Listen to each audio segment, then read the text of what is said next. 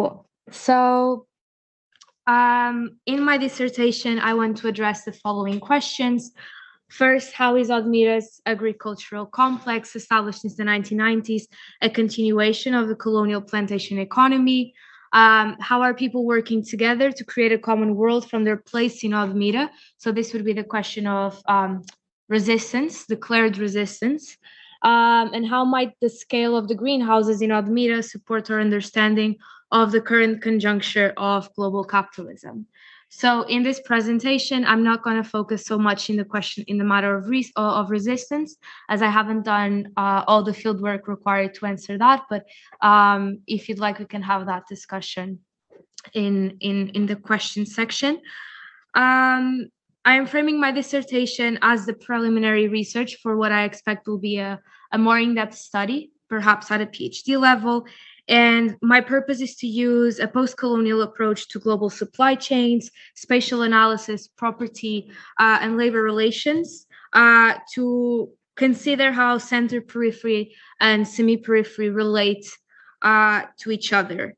This comes from a very conscious commitment to post-colonial theory's greatest achievement, in my opinion, of refusing what Boaventura de Sousa Santos calls the abyssal line, this idea that there exists a world over here and the world over there, and that they are incommensurable. And this is a kind of thinking that is only reified when we think from the center.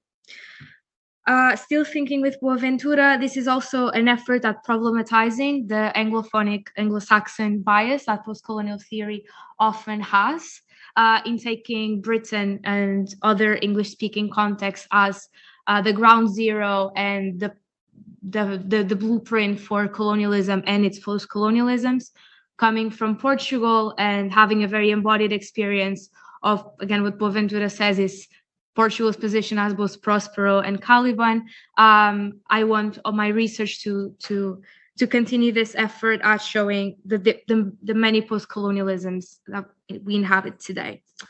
So in this paper, I begin to sketch the colonial genealogy of the greenhouses in Odemira by tentatively thinking with and against the plantation, to use Catherine McCritic's formulation. So it's very much addressing the still the plantation rather than the steal the plantation. My goal is to think the plantation and by extension colonialism as something that doesn't happen only elsewhere and that is done and over with in the past. Rather, I want to frame it as something that's a feature of global racial capitalism today and which is constantly being perfected through the redrafting of relations between centers, peripheries, and semi-peripheries. So I will start by setting the scene a little bit, explaining what's happening in Odemira and how we got here in a short duration amount of time. And then I will introduce rather gingerly my approach of using the plantation to start thinking the question of the greenhouses. Okay, so setting the scene. Odemira is a county situated between the coastal and the lower Alentejo regions in Portugal. Here in this image, you can see the coastal area that Odemira encompasses, and you can see already how the greenhouses have colonized the space. This is actually a natural reserve, so it should be a protected area, and yet that's exactly where the greenhouses are being built at the moment. Here you see the maps. This is a map of Portugal. That's Odemira. It's actually the largest county in Portugal, more or less a little under 2,000 square kilometers, and it's inhabited by 30,000 people. As I said, the natural reserve that occupies the coastal area of the county, as you can see here. So that's the coastal, and that's more or less where the natural reserve is the most coveted land when it comes to agricultural development. 30% of its 20,000 hectares have already been occupied, and local activists fear that the government plans to give 40% of the natural park to companies to be exploited. So this makes Odemira a very polemic case because environmental struggles overlap very significantly with labor struggles, and both of them can't be thought separately like it would happen in other spaces. So the next question is, how did we get here? Obviously, this has to be a very short chronology. This could be a much longer temporalization. And in part, that's my attempt in using the concept of the plantation, is to trouble this periodization. But very pragmatically, this is more or less how everything started. So from 1963 to 1973, the fascist government of Salazar started paying attention to the south of Portugal and began its campaign to modernize what is probably an attempt to keep up with the industrial miracle that was happening in Spain at the same time. So Eduardo de Arantes de Oliveira, who was the cabinet minister of public endeavors for Salazar, oversaw the construction of the irrigation perimeter of the Mira. So Mira is the river in Odemira. The IPM covers an area of 12,000 hectares, over 10,000 of which are in Odemira. Interestingly enough, the person, Eduardo de Arantes Oliveira, who oversaw the creation of this perimeter, was also appointed in 1967 as the head of the Council for the Ultramarine Development, and in 1970 as the governor of Mozambique, where he oversaw the construction of the Cahora Bassa Dam.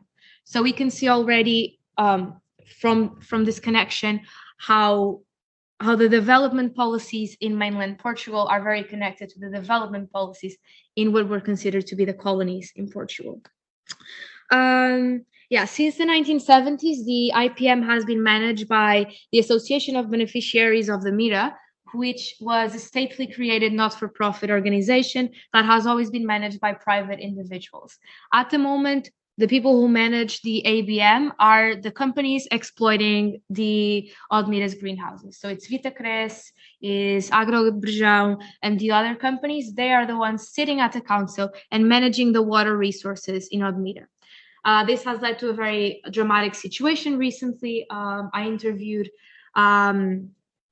I interviewed some of the local activists, and they showed me a letter that the ABM had sent just last year to the small landowners, people that have small rural tourism lodges, and people that have their small farms. These people are called the precarious because they fall outside the IPM, so they're not within the irrigation perimeter, and so they've been threatened to be cut off water from next year on.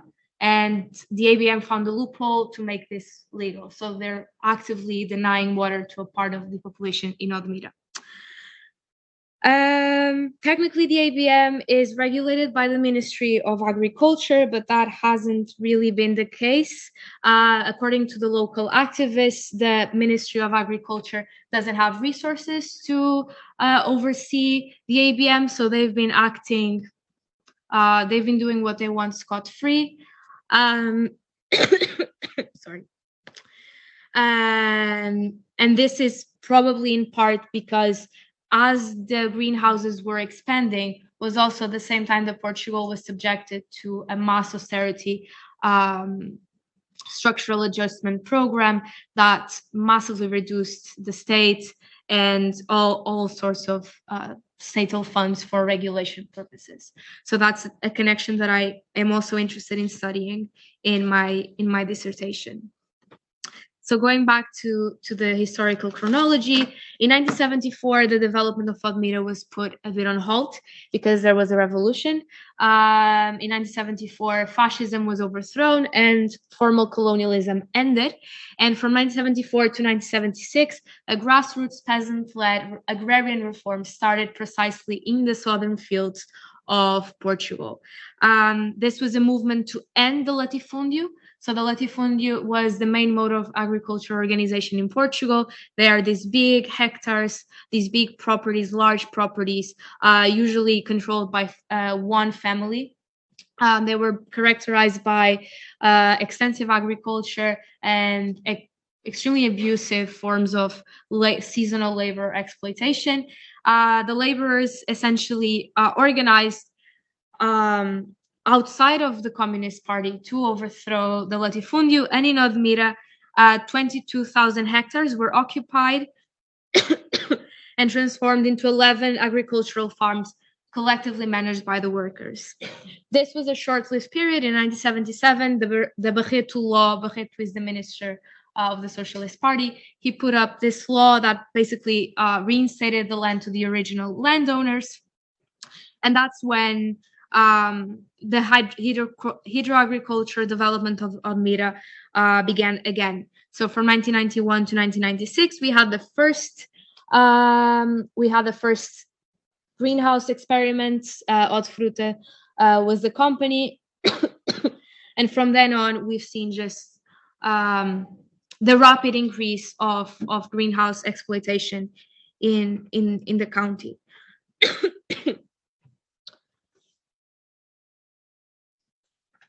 So I'm identifying 4 levels of analysis. So we have the state-led development,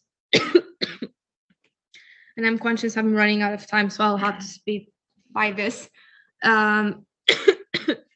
So we have the state-led development. Basically, in Odemira, this hasn't been an accident. The state has put forth very specific structures to ensure that multinational companies, thank you so much, multinational companies will come to Odemira and establish themselves here. These companies are very much connected to global capital, as this chart of the companies in Odemira shows. Most of them come from the UK, the US, the Netherlands, the UK, and from big families in Portugal as well.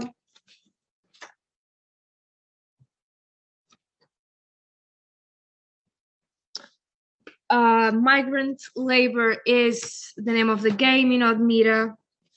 According to data, almost 10,000 legal migrants or documented migrants are working in Odemira at the moment, but local activists estimate there are actually 20,000 if we account for undocumented migrants, and they're living in absolutely precarious conditions, overcrowded houses, no contracts, human trafficking networks, subcontracting, so all sorts of horrible abuse that we can discuss later in the questions if you'd like. And then lastly, we have the environmental damage that the greenhouse economy provokes, of course. So to address all of these questions, I propose the plantation as a scale. So the plantation is defined by Wendy Walford as large-scale export-oriented agriculture dependent on forced labor that has played a dominant role in structuring modern life since the insertion of European powers in the Americas, Asia, and Africa. So it's very much an inversion of the classic periodization that says that modernity started with the factory. We're saying that modernity starts with the plantation. And according to Walford, the big difference is that in the past you would have the factories in Europe and you would have the plantations in the colonies, and that today we are seeing a reversal of this. We are seeing that the plantations are increasingly being established in Europe and the factories in the colonies through what we call now sweatshops. So I see this as what M. Césaire has called the boomerang effect, where the relationships between center and periphery are far from static. They keep changing, and we have to keep seeing how they keep changing to benefit global capitalism, and and also to see how global capitalism keeps adapting to the challenges posed by resistance. So where resistance has triumphed in abolishing a form of slavery, capitalism, since it requires unwaged labor to function, as Cedric Robinson has demonstrated so clearly in his work, among others, it creates other forms, other forms of forced labor. Okay.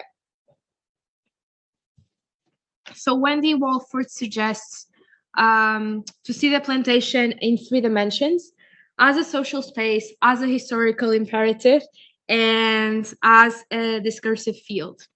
And my idea for this dissertation is to apply her suggestion and see how we can see the greenhouse as this iteration of the plantation system along these three dimensions. In this section, I've overlapped quotes from Wolford with Keller Esterling's study of El Ejido greenhouses in Almeria, because since I lack the comprehensive field work to give substantive evidence, I think this juxtaposition is helpful for my initial case. So as a specific social space that is characterized by inequality, violence, and insularity, the question I want to ask is, how has the imposition of plantation agriculture around the world shaped rural livelihoods, relations, and communities? Further field work is necessary to substantiate this claim. I propose to study the social space through Elizabeth Povinelli's reappropriation of Foucault's study of power by studying it through the geontopower, which we can also have a discussion about. I hope I'll be able to conduct a workers' inquiry, drawing on the Italian operaismo tradition to gain a more substantive understanding of what the greenhouse actually looks like. Yeah, as a historical imperative, this basically means that it's what I've said before. The plantation is not an accident. It's not something that can be corrected out of capitalism. It's a necessity of capitalism, because capitalism requires this reorganization of space and scale, requires this intensive kind of labor. What changes is the specific form that the plantation adopts. What changes is what the plantation is allowed to do in terms of violence. But we should remain wary that former violences that we thought were eradicated could always come back, since they are in the germen of, they're in the origins of these technologies. And lastly, as a discursive field, this basically means that what has been said a lot of the factory as a place where discipline was invented, where a lot of the structures we see in other institutions was invented. The same is true for the plantation. The plantation is as much a blueprint of modernity as is the factory, and it has been instrumental in shaping Western ideas of organization, governance, nature, economy, and society. And these same discursive ideals are seen today in the way the greenhouse is presented as an innovation, as the ideal way of optimizing resources, of producing the perfect outputs with ever-growing crops, larger than life berries, etc. I am very aware that I'm running out of time.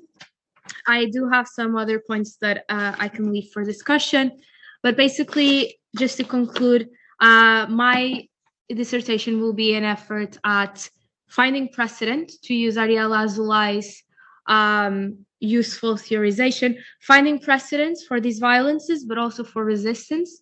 The part that's not addressed by this paper at all is the part of resistance.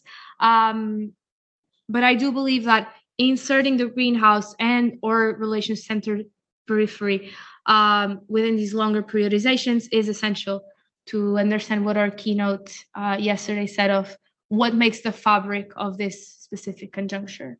So thank you for listening.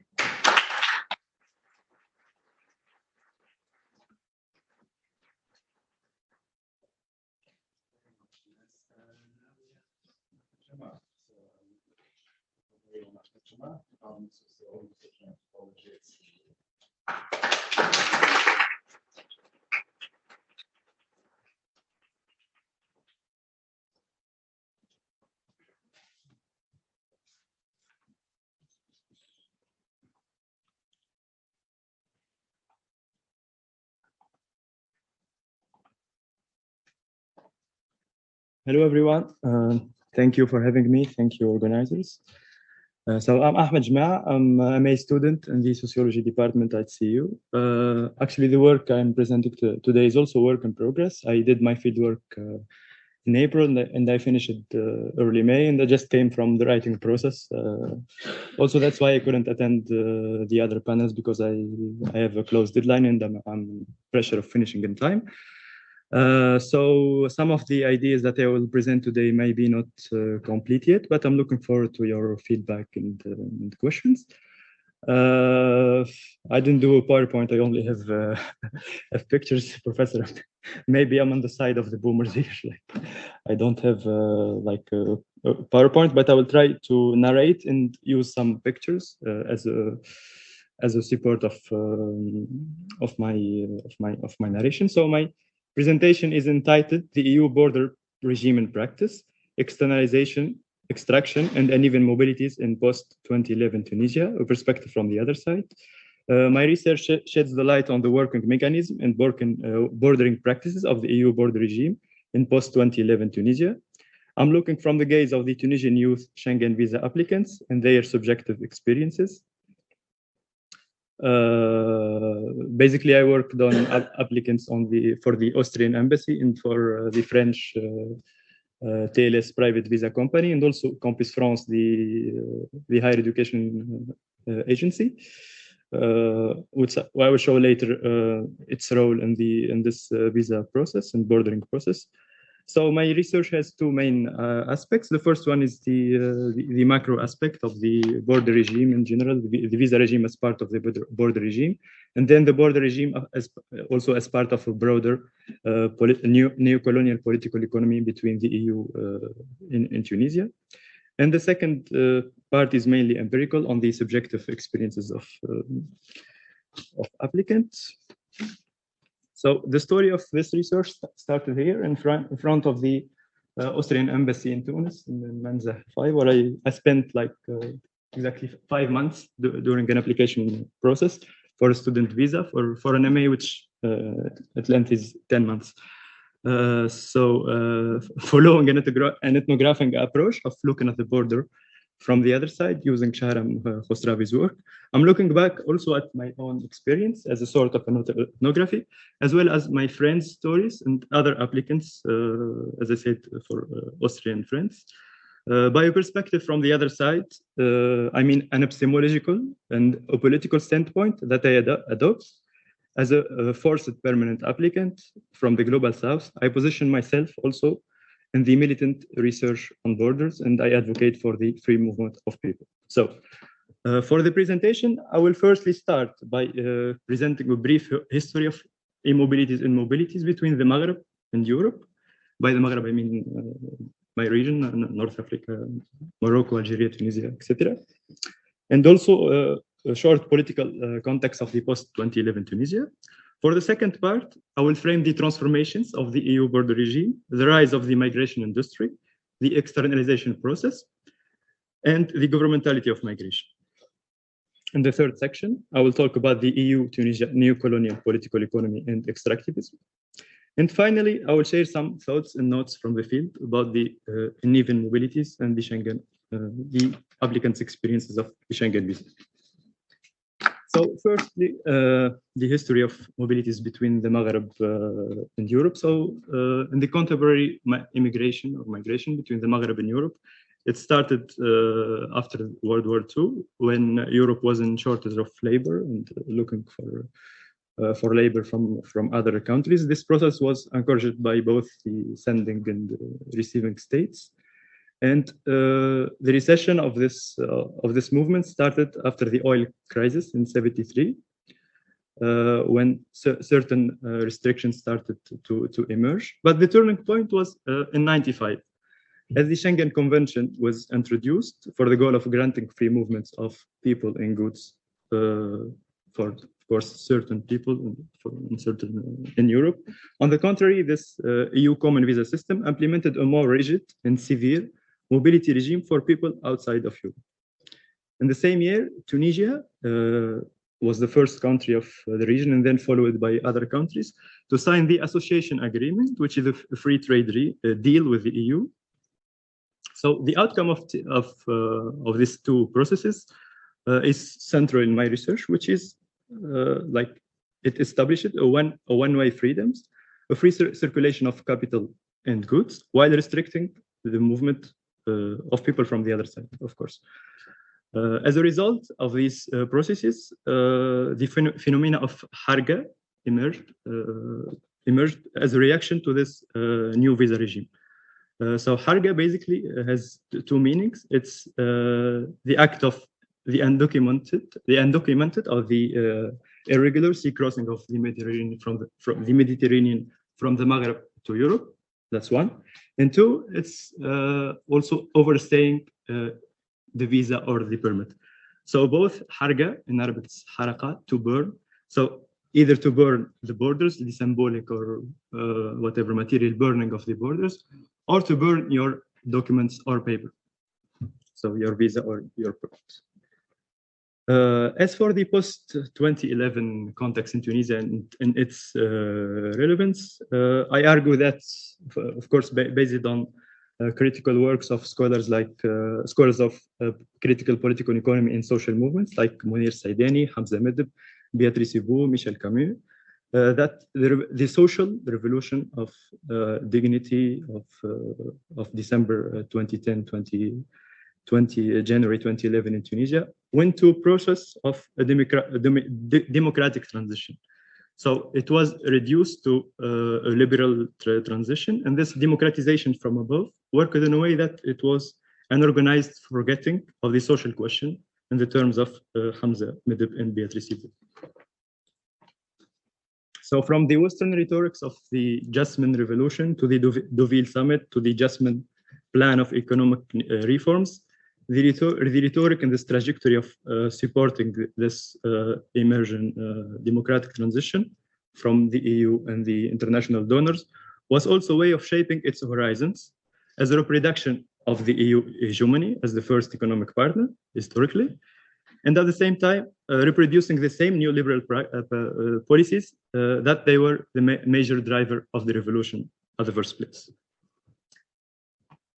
So also with regards to the post-2011 context, it's very important because we witnessed major transformations of the working mechanism of the EU border regime, such as the rise of the migration industry, the externalization of borders, and the governmentality of migration.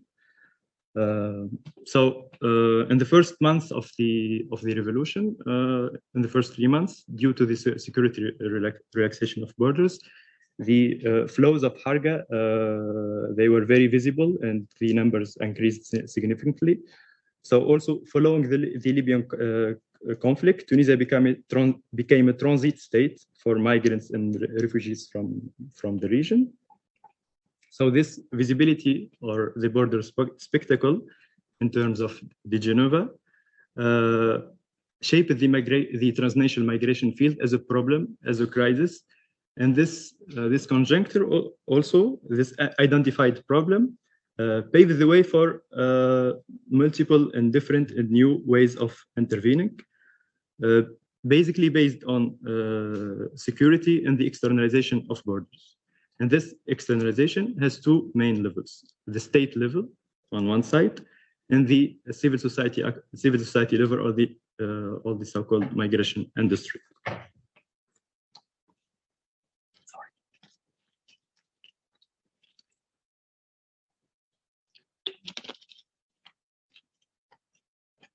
So as for the state relations, the new pact on migration and asylum in 2020 draws two main priorities as far as Tunisia is concerned, and also other countries in the region. One is the containment of the irregular migration flows, and secondly, the implementation of a more quick and effective readmission processes of irregular migrants and residents in Europe.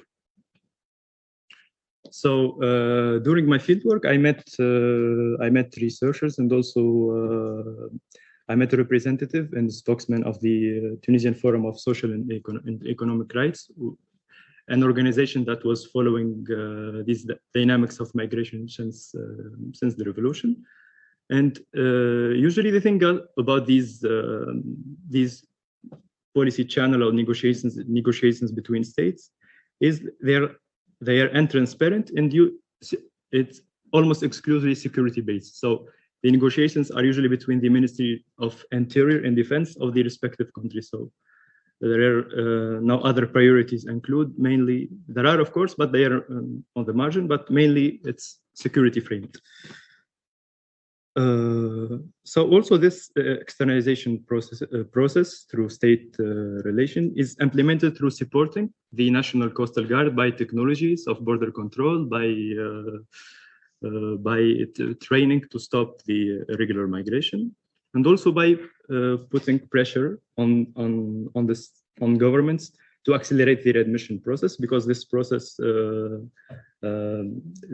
example, a Tunisian consulate and embassy in Italy or in France needs to sign or give or facilitate some documents in order for the readmission process to go through.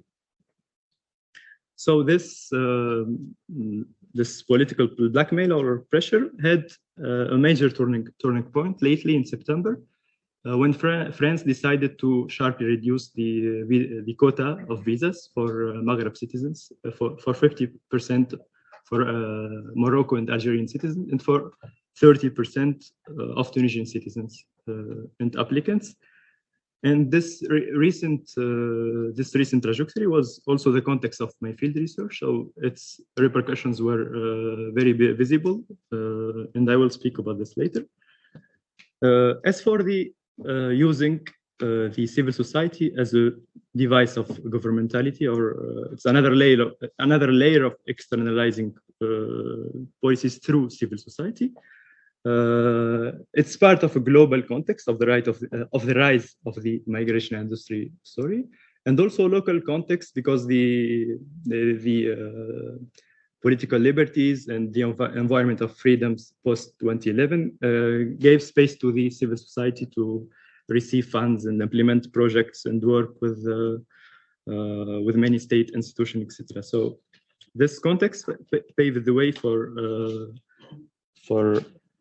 a new migration industry to appear. You can see here like the different actors, maybe OEM and other actors. This map is here is the source, and headed from the alternative media Intifada. Okay. So the governmentality of migration, I see it as also part of the governmentality of the youth question, because post 2011, as the Tunisian anthropologist Ahmed said, Tunis became like an NGO hub of the region. So there was a lot of funding going for the democracy assistance projects, with a particular focus on shaping youth subjectivities through implementing and cultivating the active citizenship as form of a depoliticized participations through the famous capacity building trainings of values as governance and mainstream human rights, etc. So there was a whole industry in this terms. So as I said, while the direct control of borders was externalized to states, or maybe other migration industry actors such as Frontex, the civil society played another role, which is what Antoine Picot called self-disciplining as a prerequisite of control. So it's also another layer here. So this industry worked to shape youth subjectivities. Here is the example of a produced TV series. It's a cooperation between IOM and the National Television, and the name of the series is Harga, so to talk about the irregular migration. But it's also framed as from the individual. I only have 5 minutes. Okay. So it was framed under like.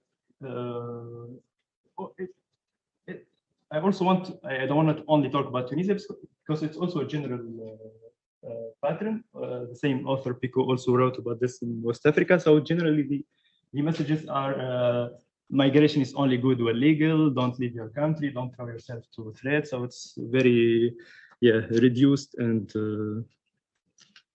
So I also want to talk about this. So as I said about the governmentality of the youth question and shaping youth subjectivities, this is a round table on irregular migration.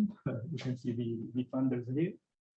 And yes, so paradoxically, we have here the Austrian Federal Ministry of Interior as one of the funders. And basically, for example, as an applicant, when you want to apply and access to some information or I don't know, some like how the procedure works or etc., you barely can find an information from these actors. But here in one of the popular neighborhoods of Tunis, they are teaching you from the maybe the dangers of irregular migrations or their securitized perspective on this complex phenomena. So in 5 minutes. So very quickly, here's also one of my research participants who was a visa applicant in these studies here at CU. He received this paid ad on his Instagram page. It's part of the return from Austria, the voluntary return programs of the EU fund, and they want to convince people to come back. In exchange, they promise them of a fresh start in their home countries by funding trainings or to start a new business or something like that. Okay. So, because I'm running out of time, I will move to the second part. So, the border regime, I contextualize the border regime and the broader political economy, and I quote Shahram Khosravi here. The current border regime is part of a larger and older project of colonial accumulation by dispossession and explosion, stealing wealth, labor force, and time.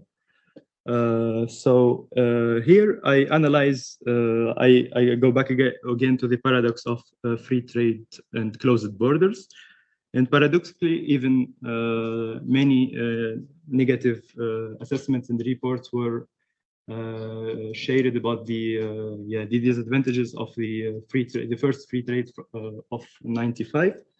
There was another deep and comprehensive deal who were proposed by the EU and negotiated for 4 years. And this picture is the cover of the booklet that the campaign bloc Alika is the short name for the deep and comprehensive free trade.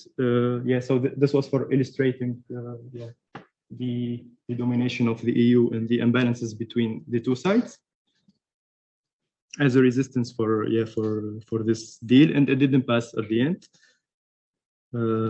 So I see this political economy as a form of extraction of resources and goods, and also exploitation of cheapened labor.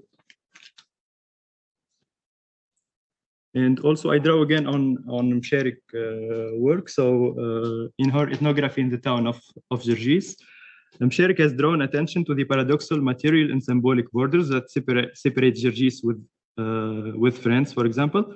When the salt is shipped from Gergis to France for the same prices set in the colonial period, endured under the free trade regulations, the immobilized people of the town are forced to engage in harga, taking small boats to burn the imposed rules of the colonial regime. So I want in my research to make this association or parallel between the visible forms of sea crossing, for example, and the material forms and the literal form of extractions, as Msherik did. And I wonder how can we perceive and see the selective immigration or selective mobility policies as part of the extraction of the human capital, or from the point of view of the extraction of the human capital. So here, of course, I use the article of Professor Metzadra on the multiple frontiers of extraction, and I argue that framing this as fuite du cerveau, hijrat al-admira, or the exodus of brains, is depoliticizing this extraction of a human capital. And I draw also on critical work of the new keywords of borders and migration. That see the border as also a device of classifying and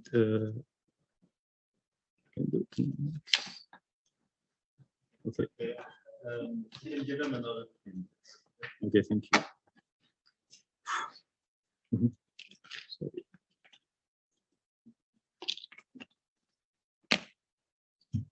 So I was saying that I want to frame this extraction of a human capital, also using Professor Mazadra approach of the differential inclusion. And I argue that it's something that is institutionalized. For example, through in France, they have this passeport talent, talent passport, that it's only destinated for high qualified labor, for artists, for certain elite in general, also for people who want to start a business.